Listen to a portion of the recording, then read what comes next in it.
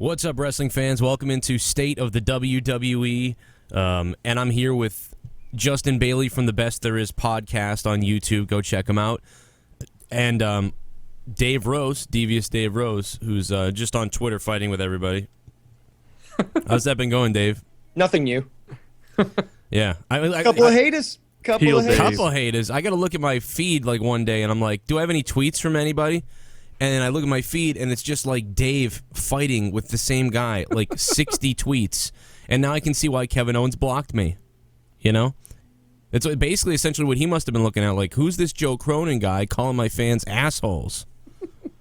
That's whatever. Hey, I didn't tag you, but let's move on from that.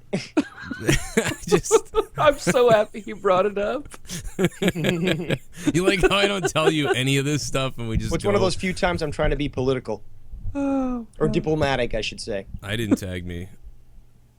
I just love that lead in. We are joined by Devious Dave Rose, who's fighting with everybody on Twitter. Awesome. Oh my god. Very entertaining. My microphone is all screwed up. Wow, Okay. guys. This past week was epic. Epically terrible. For everybody.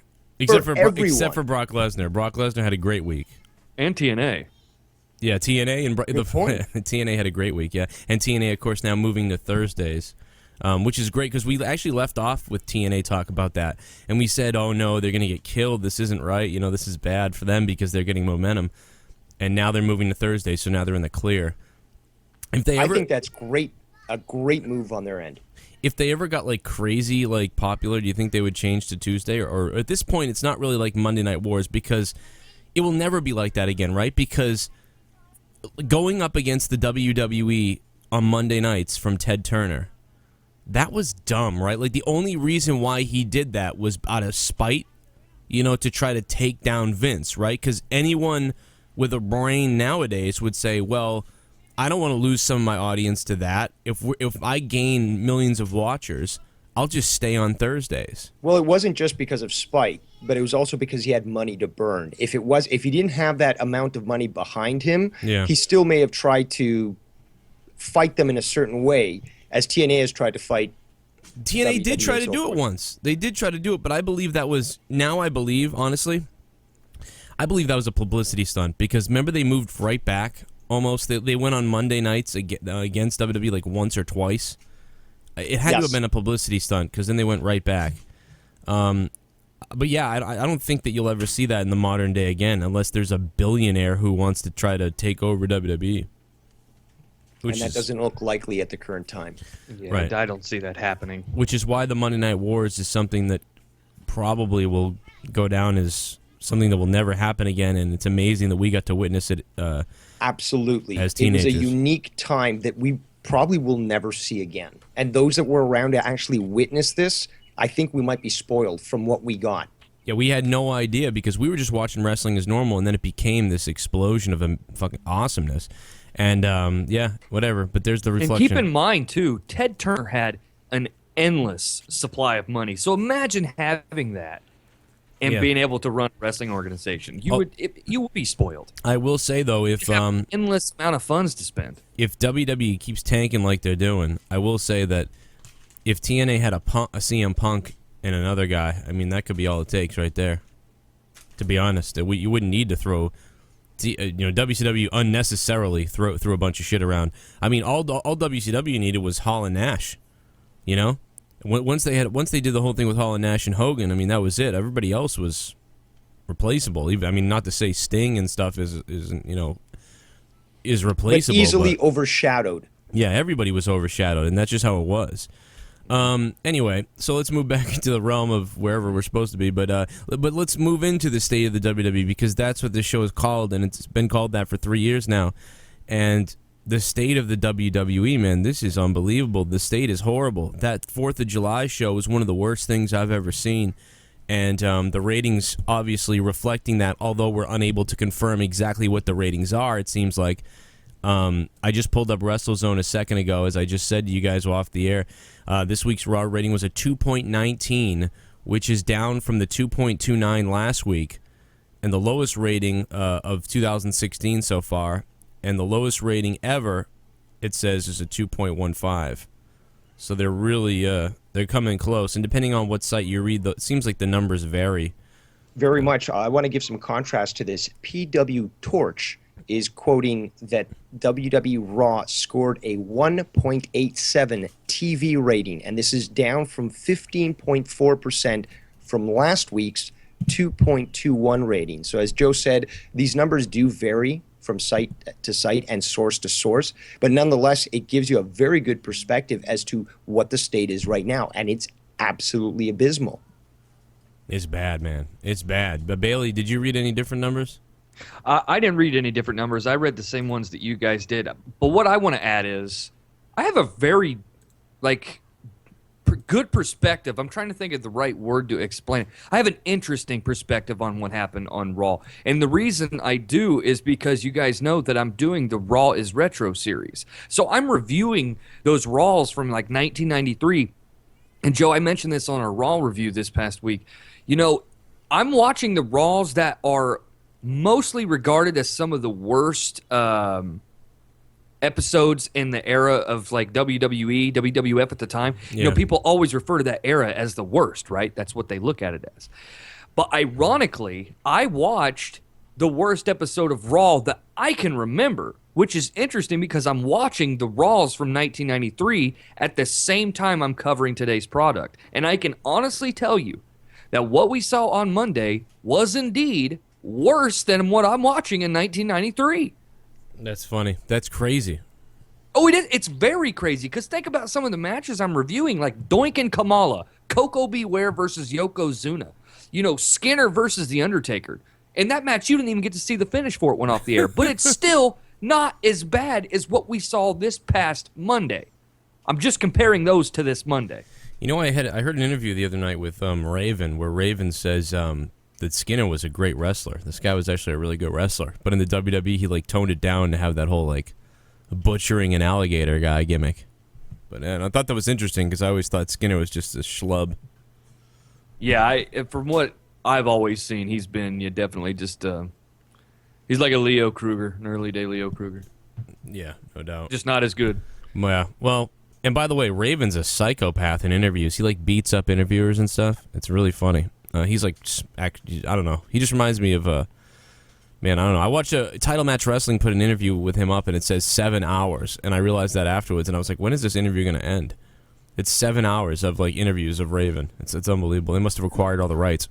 Now, I want to quickly add something. Justin had just mentioned about Raw is Retro and reviewing these old episodes where you have people like Doink the Clown and Kamala.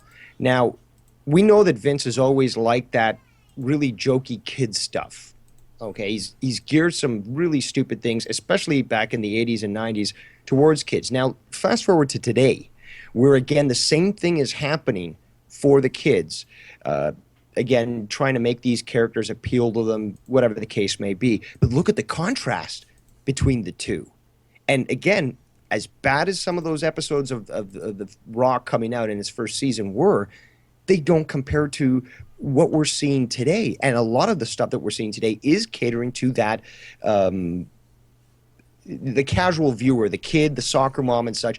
And it's amazing to look at that contrast because you have two really subpar products. But what we have today with access to all the great talent and all the great abilities and media power that they have, and we're seeing this. Look at it like this. My wife watched WrestleMania 9 with me, and the one thing we got to talking about, she'd never seen Doink the Clown. I mean, honestly, come on. Doink comes to the ring, and I'm just like, I'm sorry. I'm just like, I know this is probably awful. But the main point of what I'm about to say is, she says at least everybody she saw on that WrestleMania 9 was different. Everything was, there was such a wide spectrum of different people. And I'm not saying everyone nowadays on this roster is the same. You have the Wyatts, who are very different, right? But think about the vast majority of all of the active people on the roster. Name those off-the-wall gimmicks. People that really stand out. It's not. There's no variety, exactly. There's no variety. I mean, you have KANE the Demon, but that's not even a thing anymore. The Fandango and Tyler Breeze. Fandango and Tyler Breeze, it's different, you're right, It's just not. It's not really working. I feel like it's all half committed to gimmicks. Exactly. That was what I was getting to. The guys back then, when Vince handed them that paper and said, "Run with it," they did, and they lived that gimmick. Yeah, it's the same with kind of how Sandow lived the gimmick with Miz. What Sandow did with Miz, like, is probably like, these are modern day gimmicks. It seems like I call it the modern day gimmick. Like, they're themselves, but they're slightly goofy, like, or like Sandow, he's with the Miz, but he's mimicking all Miz's movements, so that's a gimmick. It's not like he comes out as the Trash Man or something. But think of it like that, Joe. The Trash Man, right? He's one of the most but as far as like modern day gimmicks, like, Sandow did the best job connecting with a modern day gimmick compared to anybody else. And unfortunately, I like Tyler Breeze, and I kind of like Fandango a little bit, but they're just, I don't know, they're not being allowed to do anything. It's kind of just like they come out. I mean, I know they came out with like their skin boiling or whatever during the pre-show the other day, but it didn't really work. It was kind of weird, actually, to be honest. That's something you do on SmackDown or Raw, and I don't know why they did it. I think they did it on the pay-per-view, if I'm right, the pre-show. Didn't they come out all burnt? Yeah, I think it was. I think it was at it was the last pay-per-view we had. And maybe they did something, maybe on SmackDown, their tanning beds got tampered with, I guess, and I didn't see that, but it was probably the Golden Truth messed with the tanning beds or something. Maybe that's why it didn't connect with me. Maybe that's my fault. But they still, I get that they're a tag team, at least they're doing something, but yeah, there's just look around, there's no gimmicks anywhere, and there's no believable gimmicks anywhere, so it's just all ridiculous. Like, Enzo and Cass are another, like, they're another gimmick that's modern day. Their gimmick is that's them, as everybody else's. The difference is it's so well done that you believe it. The New Day's gimmick is the same way. They don't really have a gimmick. They just are the New Day, and they're being themselves, but they're being crazy, and I guess, and so even that is doing well, but you almost wonder why in some ways, because it's like, I still don't really get what they are. They do this like hoo hoo hoo, and then like he comes down with a trombone, and they're just weird and they're just crazy. They've got slogans, is what they've got. Everybody's got a slogan that works. If you have a slogan that works, that becomes the gimmick. Booty O's, the New Day Rocks thing, So it's getting a cheer, getting a slogan. It's not really a gimmick. So it's just, things are so different. But they're also not allowed to be themselves like the Attitude Era. It's not like go out and turn yourself up with the volume up. That doesn't happen. So you've eliminated turning the volume to yourself up to be yourself, like The Rock or somebody would in the Attitude Era. So you miss that, and you can't create a goofy gimmick that's cartoony, because that's taboo now too. So everything is done within this. Everything is cookie cutter, but hopefully you have a slogan. Yeah.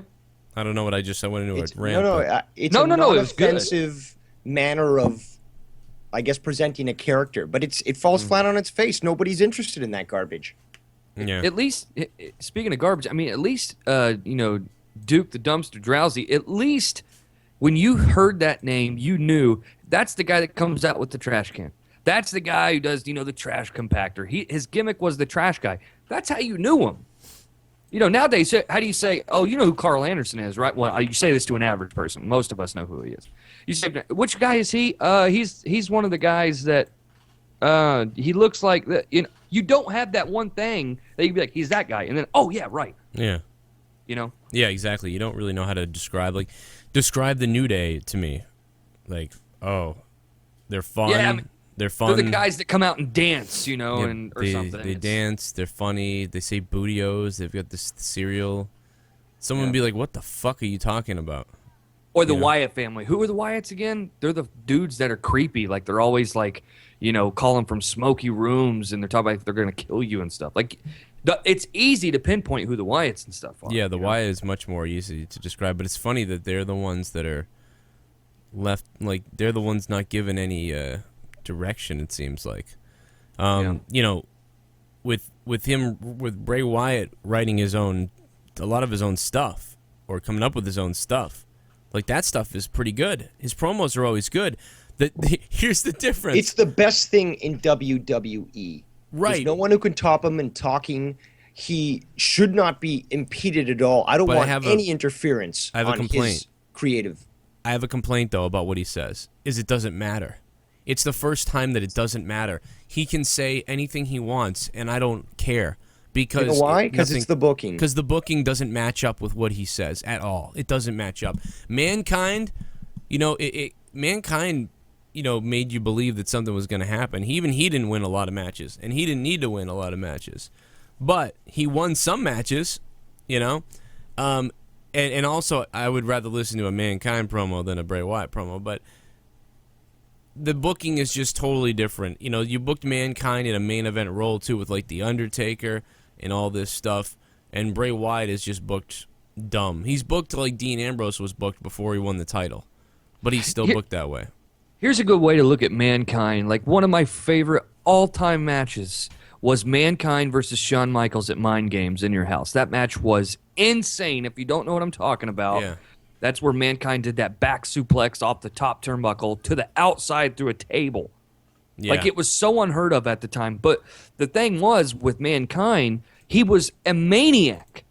Yeah. Okay? This was a guy who, you're right, he did win a lot of matches. But people were worried because this guy could really hurt the guy you did like. Like, he could really, hurt them. Right. You knew that the guy that he was going to be fighting was going to go through a serious battle with Mankind, whether he lost or not. And yeah, Mankind made everything look like a car wreck. I mean, I loved, to this day, when I started wrestling, one of my favorite things to do was be thrown into the steps, because I would, as I got thrown in the steps, I would jump a little bit, and I would let the steps just take my knees out and go looking like a rag doll over the steps.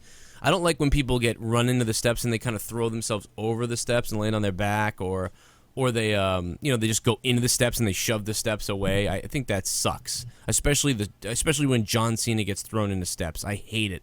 He goes the way he steps, pushes it. He just pushes the steps and he's my shoulder. I hate that. But man, watch Mick Foley. He just would go into those steps like a maniac. Probably ridiculous sometimes, but you can do it without getting hurt, and it looks great. How about when Mankind used to get suplexed into the stairs? Remember his legs would bounce off the stairs? It just makes you believe that there was this damage done. Yeah. It just makes it so much more believable. It's the same thing when you see someone go into the ropes that way or get thrown into the turnbuckle, but they miss the top one and they hit their head on the second one. It's spots that maybe you don't want to do every single night, but when you see it, it's like, wow, that was brutal that time, Yeah. So, yeah, that's the difference. And Bray Wyatt, we really haven't seen a good match from him when you think about it. We haven't seen him wrestle. We haven't seen him do anything. And but if we recall, he had a good match with Roman Reigns, and he had a good match with Daniel Bryan. And we can remember those matches. Oh. So those two, Bray Wyatt had one of the best his best few matches he's had in the WWE with the top guys. That's great news for them, and it hasn't been utilized at all. Yeah, my favorite Bray Wyatt match of all time was with Daniel Bryan at the Royal Rumble 2014. Yeah. The match was off the charts. Yeah, it's too bad because... Was that a cage match? No, it was just a standard match. They were just good. It was like the opening match of the night, and then everybody wanted Daniel to come out for the Rumble, that Rumble. Now, and you want to know what's interesting about that? Yeah. Here, this is something to keep in mind, seriously, because this has everything to do with what we're talking about. Do you know how Bray won that match? I don't remember. Clean. Oh, yeah, that's right, because I was really mad, because not only did Daniel Bryan lose, and I started tweeting that night. I said, well, it's okay, because he's going to come out in the Rumble. And Daniel Bryan tried to do his dive to the outside to Bray. Yeah. And fucking Bray caught him into a Sister Abigail. Yeah. It was seriously. This is a match that if you don't remember this, guys, go and watch it because Bray Wyatt. I don't remember the match, but I remember giving it like a 9 or something. He won this match clean as a whistle in the middle of the ring. And this match, not that part that I'm talking about, where Daniel Bryan tries to go through the ropes. He goes head first. Bray catches him and fucking hits him with his Sister Abigail on the outside. It was insane. Shows but the point of this is... Shows you what they thought of Bryan, too. That's true. And it shows, though, this match was awesome. Bray Wyatt won 100% clean. This is what needs to happen now. If you were doing it then, why not now? Yeah. That's when Bray was a threat. When he first started his matches in the main roster, he was winning clean. Yeah. Yeah, he beat Dean Ambrose, or Dean Ambrose lost to a TV. Remember that? Do you remember when Bray would do the spider walk back then? You knew yes, exactly. Things were not, because now it's become just simply a theatric. But back then, it was like, whoa, okay, he's about to lose his mind. But now when that happens, his fucking goons have to get involved. Right. You know? When Bray did that then, it was, oh shit, he just got possessed. He's about to he's about to destroy whoever's in the ring with him. Yeah, it's become useless. Because the point then was, that was when Sister Abigail manifested herself to Bray, and he immediately got possessed by her energy, and that's when he would always win. Yeah. They should, I mean, it's completely lost its way now. I mean, maybe things will change with this whole meeting with the New Day, and this is the beginning of something. Yeah. So maybe that's the only thing I can say, is maybe this is the beginning of something with them meeting the New Day. Do you think they're ripping off TNA? People are talking about that a lot. I don't know. I don't. Brother Nero, I knew you'd come. I do. We'll see what happens. I don't see them ripping TNA off just because the Wyatts are inviting the New Day to come on their turf. Because the thing, the whole storyline's being built that the New Day ruined Bray Wyatt's homecoming. Yeah. That's what the story's being built on. So Bray's like, if you came and ruined my homecoming, let's see you come to my home. I'm not looking too much into it. I think, like Dave said, let's wait for it to play out. But I've been preaching this for 3 weeks now, that this is it right here. I know people are probably getting tired of hearing this, but this is it. You either push Bray now, or you will be forever cursed to never get this guy over. The man should have a title around his belt, around his waist. Yeah. Yeah. The only Wyatt, the only Wyatt member that ever won gold was Luke. That's it. Yep. That's and he only held that belt for a couple of weeks. That's it. That is so bizarre. That he hasn't won anything yet. Yeah, it is bizarre. Of significance. I just asked Road Dogg if he saw UFC. He said he had play-by-play from his friend. But anyway, listen. Let's move on to the next thing, and the next thing we could talk about is maybe the UFC real quick. Brock Lesnar, huge win. WWE was promoted during this event heavily. It was very obvious. Other than him coming out to his theme music, which he didn't do, he came out to Metallica. People were going nuts about WWE bought the rights to his music. I mean, that just shows you how ridiculous the dirt sheets and the wrestling news can be. I mean, I'm like, people are like reporting it like he bought the rights. The rights are okay to be used and all this stupid shit. And then fucking, and I'm like, oh, okay, well, that was all stupid. That was all clickbait for no reason. Yeah. So he comes out to Metallica instead. But anyway, he beats the hell out of Hunt basically, and now there's just no possible way Randy Orton can beat him, and it seems underwhelming now that he's even wrestling Orton. I understand it's 14 years they've never wrestled or something, I guess. But he's got a bad shoulder, and he's gonna get suplexed on his bad shoulder.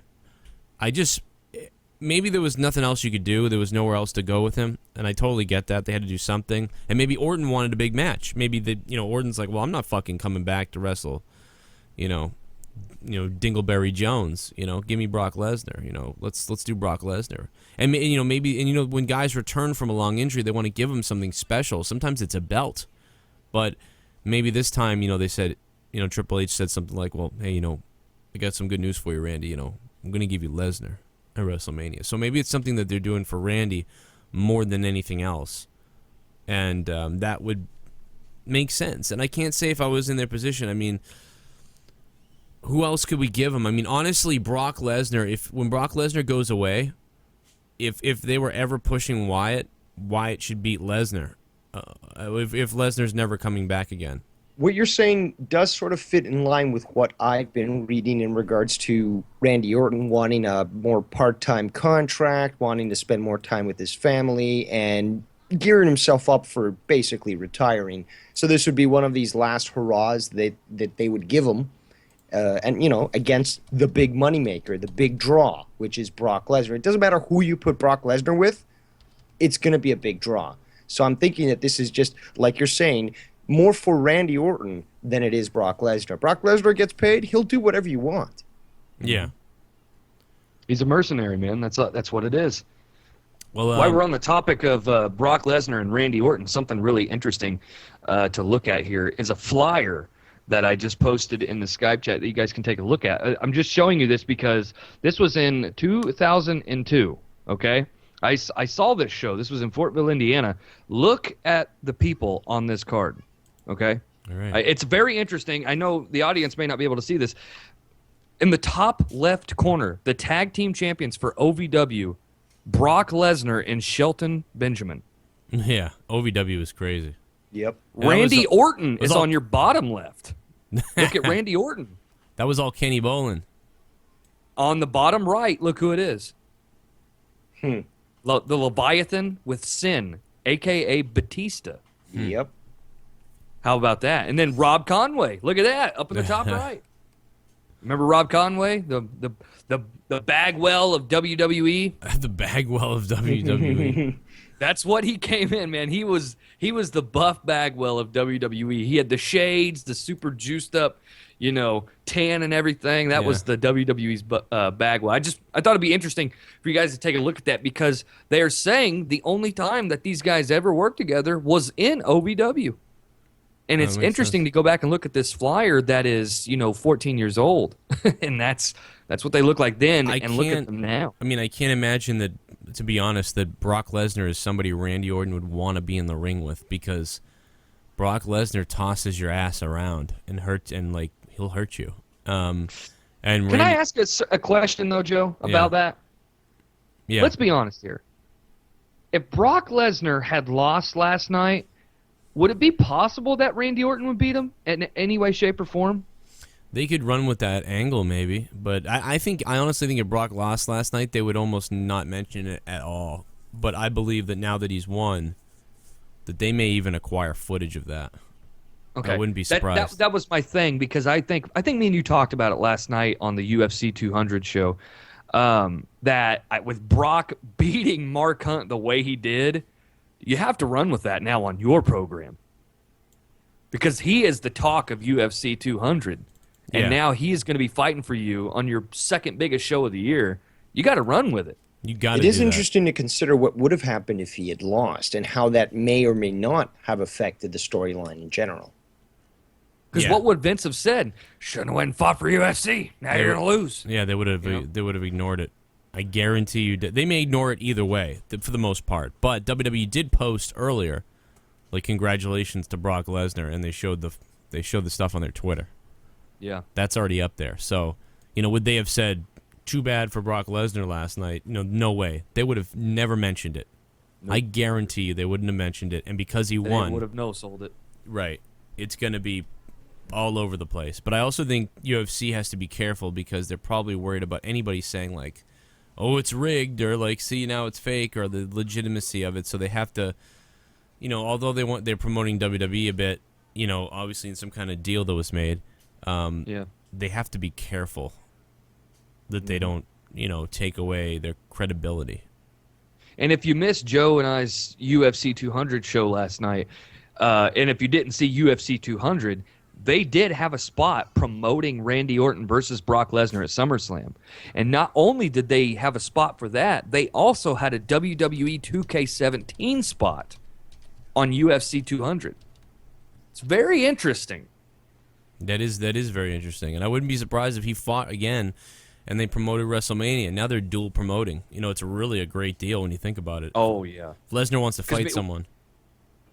Because we were talking tonight that really MMA fans and wrestling fans go hand in hand. Well, that's my question is, although you do have those that actually admire the sport and such, do you think this might be a move to try to get more casual viewers to view the WWE product? It definitely may help some people, but I think it's much more likely that a WWE fan would cross over to UFC than a UFC fan crosses over to WWE. However, I suppose if a UFC fan who never really watches wrestling, and there's probably a lot of them now that I think about it, who are like, this Brock Lesnar's awesome. You know, I like Brock Lesnar. You know, what could happen is they could say, well, I want to check out what he's like on that wrestling thing. I'm going to watch him on that wrestling or vice versa. Well, that's my point. Is no, but definitely Joe vice makes a versa. good point. It's more likely you'll see someone go from WWE to the UFC than vice versa. Yeah, you'll see a WWE guy going like, "Oh, I've never seen Brock Lesnar in this UFC thing. Let me go check that out." And then look what happened to me. I don't watch that much UFC. I may have watched last night because it was 200, but if it had been like UFC 165 or something, and Lesnar wasn't there last night, I don't think I would have bought that.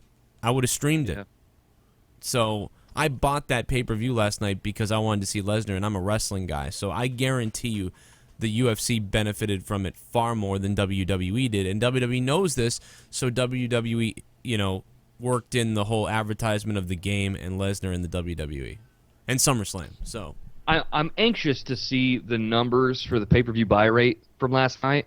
I did read. I do have some numbers from last night's UFC show that the gate was the highest of all time at $10.7 million.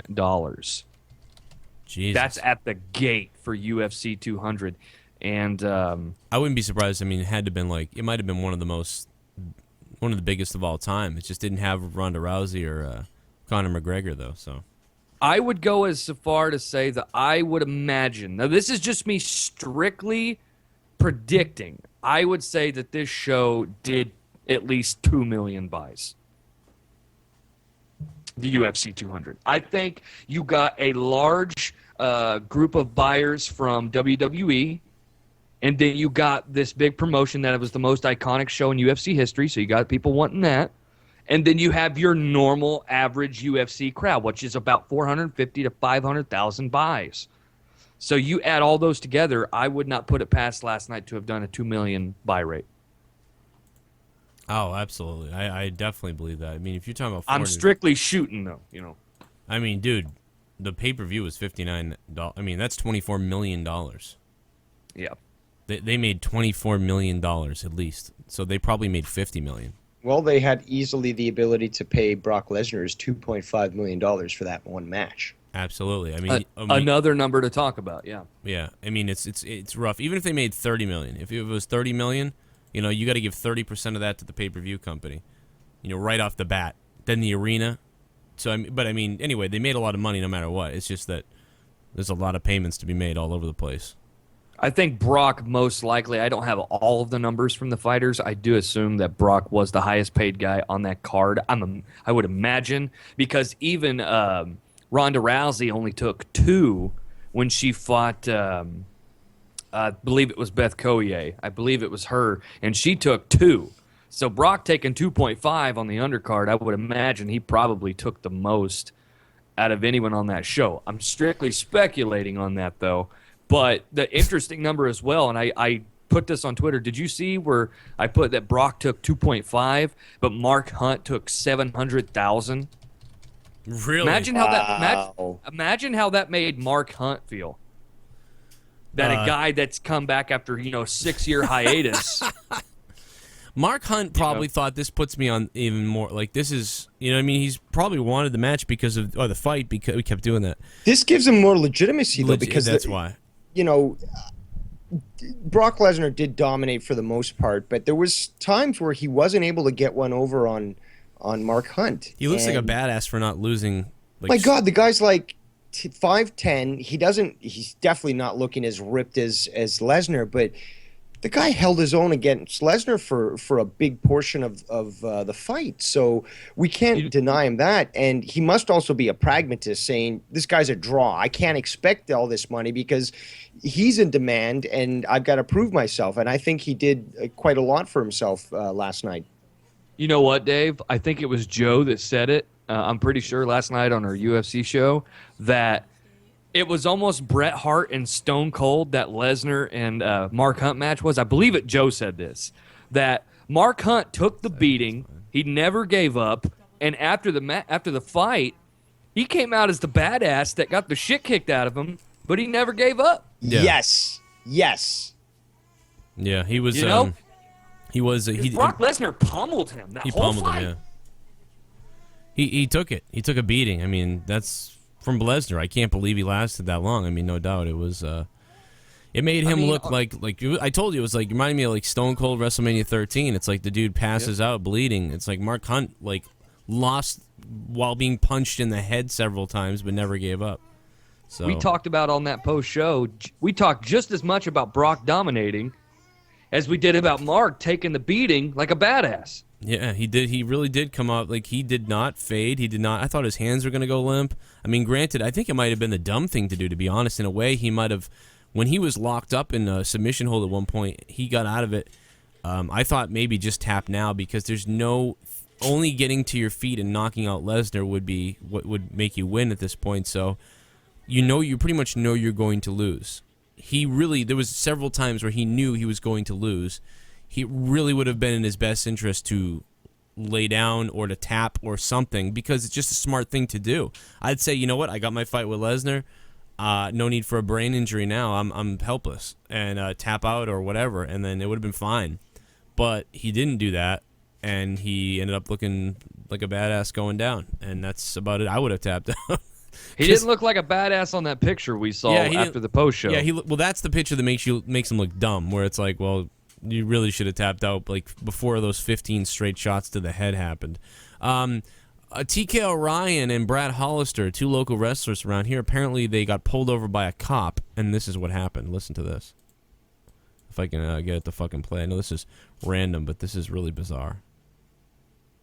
Closes are coming, baby. The closes are on the way. We just got pulled over by a state trooper, charmed him, and then sold him a t-shirt. Monkey flip, you ain't got no chance. No chance. These two guys are on the road in their van, right? Tiki Orion and Brad Hollister on the road in their own van. Apparently they got pulled over by a cop. And the cop was like, what are you doing in that type of deal? And they were like, well, we're wrestlers. We drive from here to there, and that's what we do. The cop recognized that and then bought a t-shirt off them. That's fucking awesome. That's good salesmanship. That is awesome. And I think Tiki Orion yelled, we charmed the pants off him. Oh, Tier 1, the closes are coming, baby. The closes are on the way. We just got pulled over by a state trooper, charmed him, and then sold him a t-shirt. Monkey flip, you ain't got no chance. Then they're yelling at the tag team they're wrestling. That's awesome. I don't know. I just thought that was a great little story. I happened to see it on my Facebook feed. I love, dude. The closers are a lot of fun. I gotta tell you, man, these guys are really assholes, and it's great. I don't believe they're able to wrestle in top rope anymore, but whatever. Anyway, so we got Lesnar out of the way. I think we really got the ratings out of the way. The actual state of the WWE. Is there anything we want to snap back around on or get to before we finish up here? I don't think so. Dave, do you have anything else? I mean, the only thing we can really talk about really is just how the fuck do you come back from that? I mean, we've asked this question a million times, though, to be honest with you. How do you recover from that show? So it's just more of the same. Yeah. What do you think? How to recover from that July? I mean, you know something? I'll get ready. Monday night, tomorrow night, or tonight, depending on when you're listening to this podcast right now. You're going to find out, does WWE give a damn? Because that July 4th show, I don't care about hurt feelings and stuff.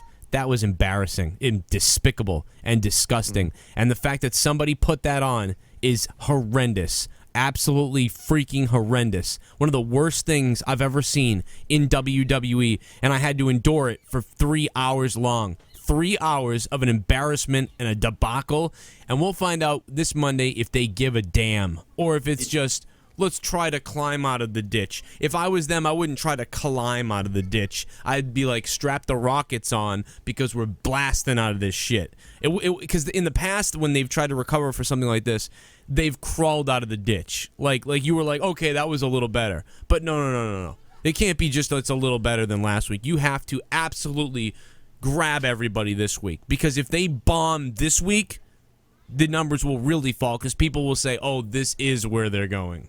Fuck this. Yeah, you're right.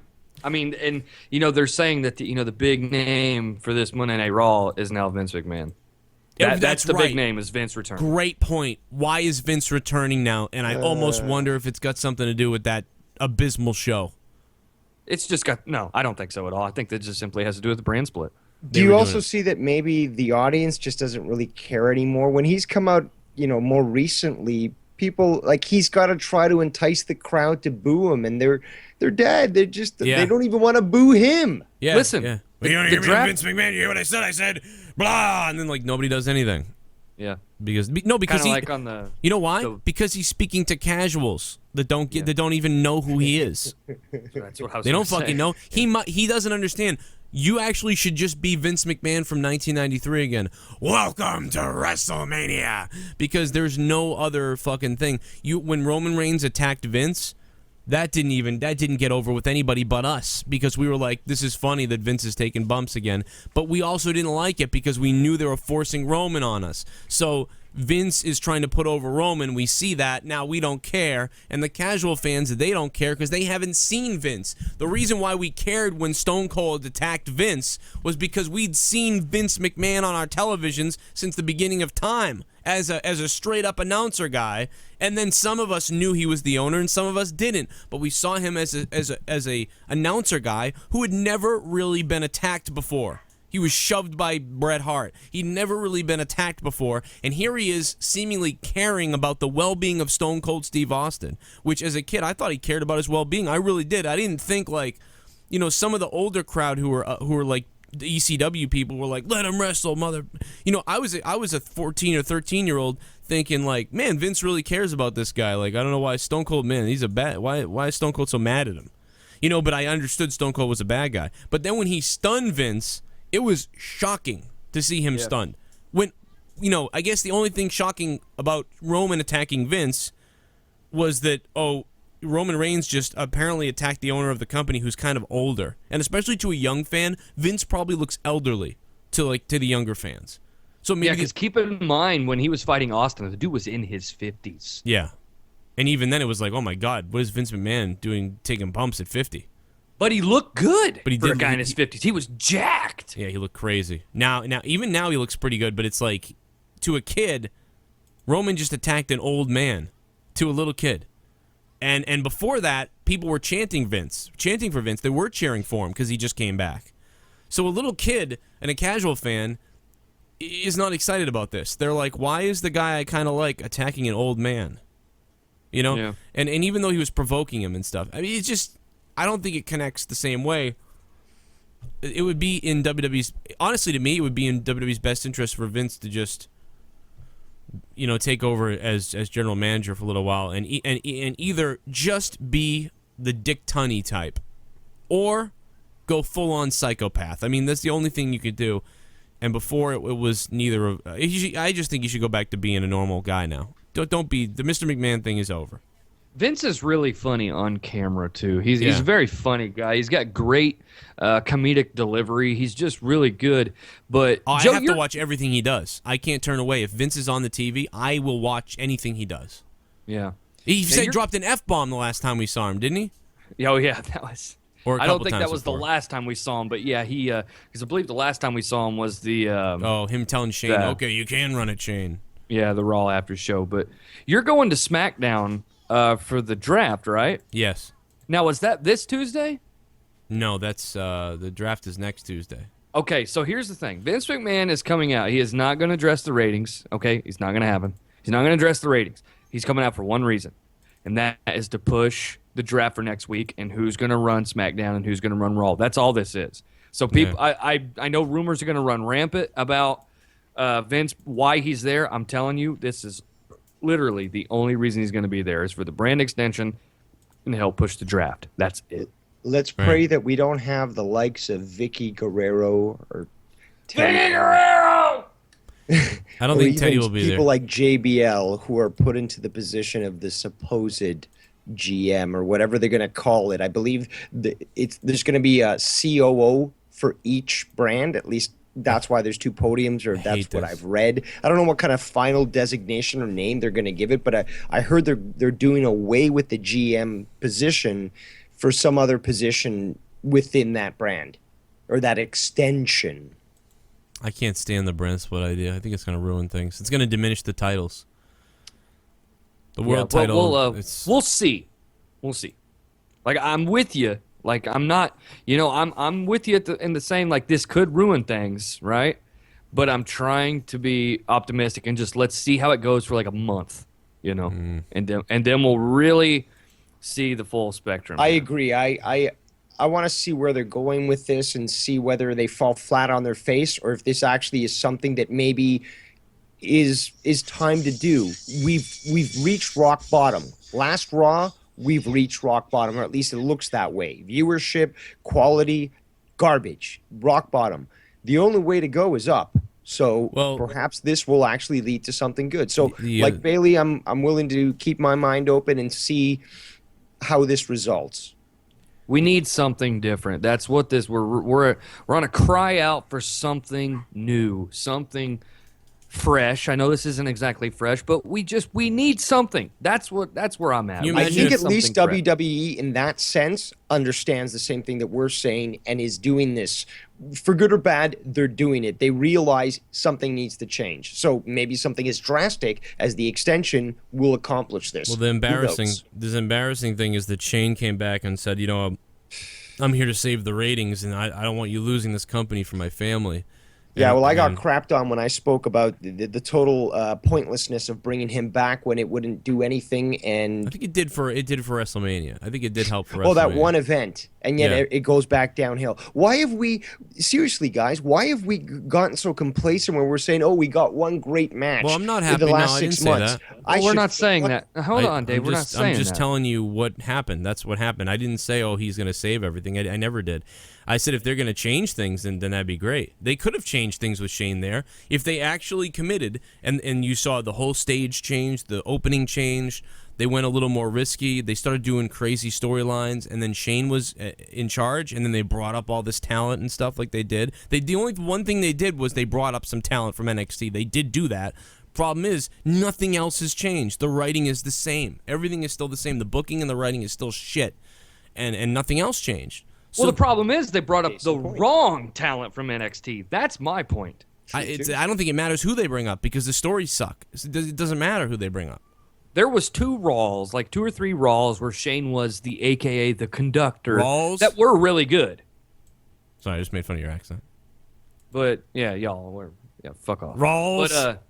But there was a few good. Excuse me. Let's give 3 seconds for me to get politically correct with fucking Baston over there. Monday Night Raws. Is that any better? Any better? Okay. No. There was he's trying to play it back. I'm not even. I'm just gonna keep talking. But there was 3 Raws. God damn it. There was 3 Monday night shows that WWE runs that Shane McMahon was the conductor, and I thought they were good shows. There was. Yeah. Do you remember the show where there was the Fatal 4-Way? It was like KO, Sami Zayn, Jericho, and then who was the 4th guy? Oh. And AJ Styles. I tried to tell this to Road Dogg because I said, you guys did have some really pretty good shows as far as wrestling goes. Like, the wrestling was good. There was some nights when wrestling was good, and it's what made the show good.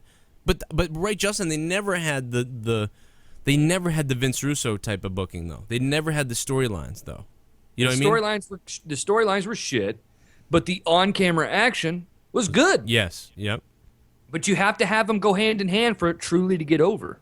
Exactly. That's again why even in the Attitude Era you didn't always get the best matches, but when there was a good match, it had this story and it had this build-up, and if the match ended up being memorable, then it was really good. Because even now, you can look back at all those matches, and again, not many of them are very memorable. I don't think so, unless it's like Mick Foley going through a cage or something. Yeah. But there were some that were good. Like even Triple H and The Rock was pretty good. That ladder match at SummerSlam, I remember that. But I remember liking Razor and Shawn better, but I remember liking The Rock and Triple H pretty good. I remember, obviously Stone Cold and Bret Hart at 13, a few matches with Mankind and somebody. I even when I turned on WrestleMania 14, I pretty much just put on that Shawn Michaels Austin match because it's so unbelievable to watch Shawn Michaels back the whole time. And now I almost question that. Does anybody else question whether or not, like, do you think, because, like, he's in such pain in that, it's almost unbelievable. And then he came back 4 years later, but he was also mad that night about, like, not wanting to, like, lose and whatever else to Stone Cold, it seemed like. And anybody think he sold we talked about this on Remembering WrestleMania, Joe, about that too. And you're right. I think he was like overselling it to like fuck you type of thing. He was being Sean. There you go. Maybe. I mean, I don't know. It's I gotta ask that. I mean, at the time I thought his career was over and I was like almost crying, but you know, now I think, man, was he fucking around with everybody? Like almost like when he oversold against Hogan. Right. Oh, that was way different. That was bad. That was, dude, when he takes the boot and then he walks around in circles and then throws himself up in the air. We got to review that match. You know what? Let's do that. We got to do that. Let's do that. We got to review that match. That was so good.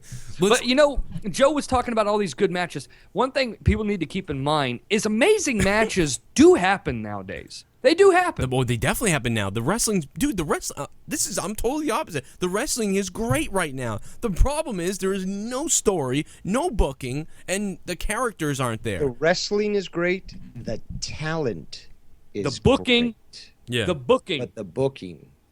That's exactly right. That's the crux of the issue. And the Give me storyline. Where's Vince Russo? Give me my Vince Russo. You're right. You're wrong because there's nothing wrong with good wrestling. This is why Vince Russo is wrong. He's wrong because there's nothing wrong with these wrestlers going out there and tearing it up. But he's right because there's no showmanship outside of that, no booking that makes any sense for the most part, and just really the characters and storylines are abysmal. That's the thing. The storylines really only look maybe 3 months into the future at most, sometimes less.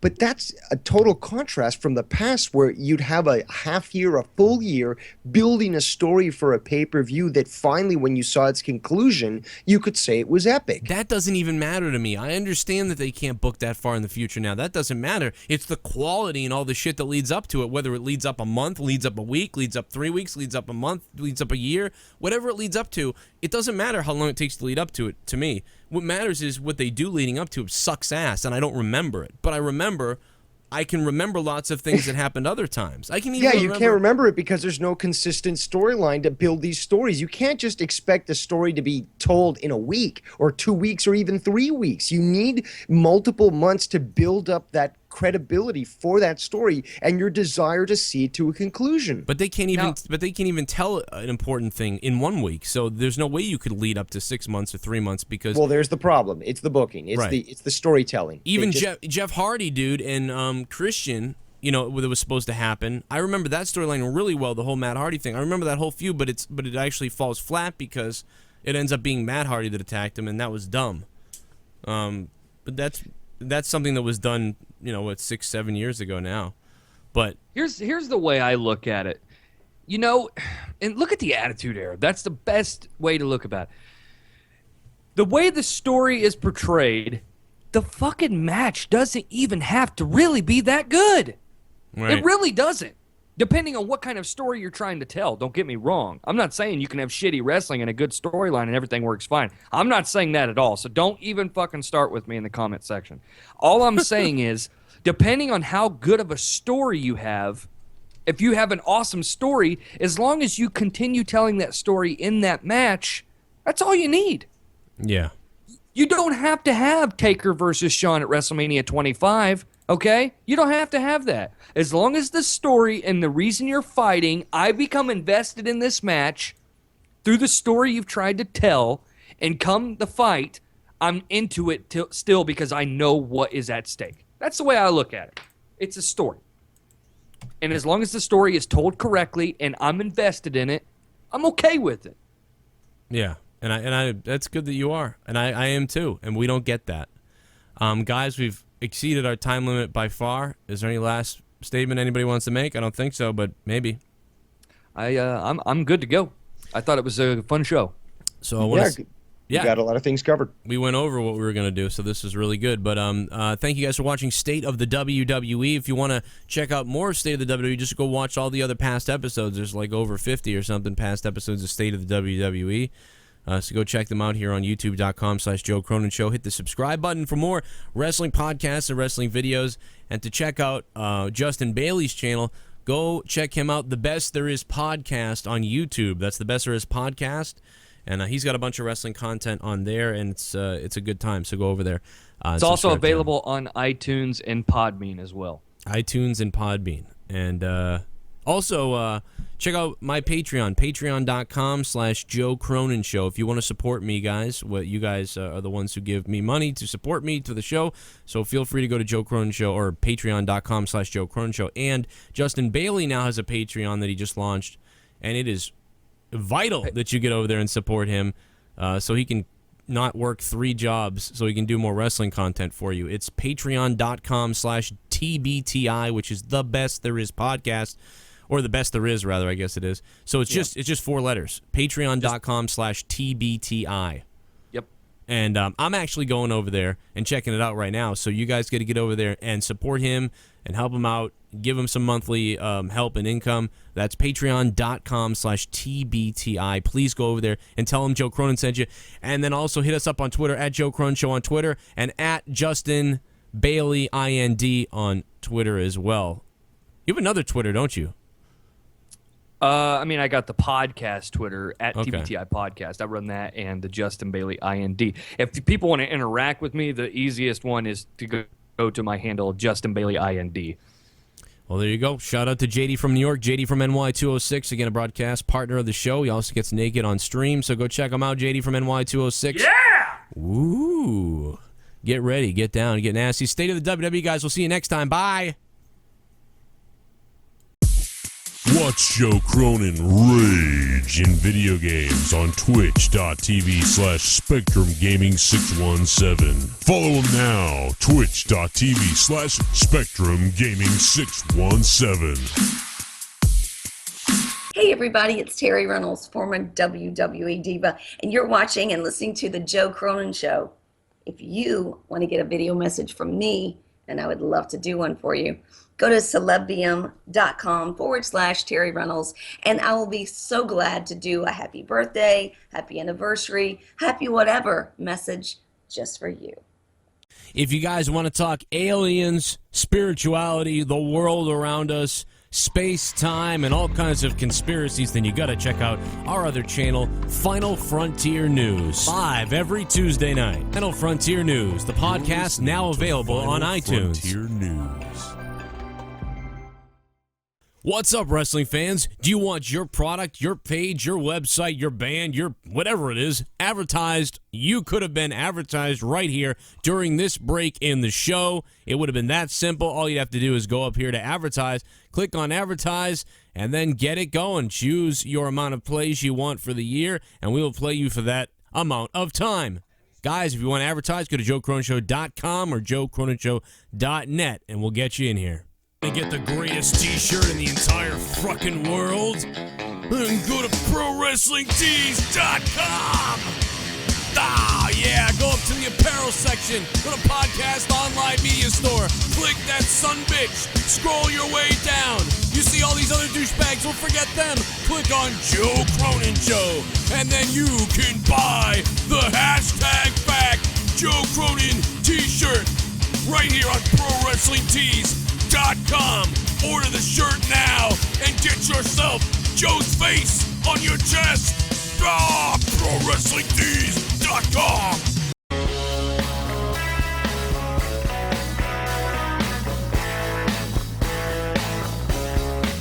Want to support the Joe Cronin Show?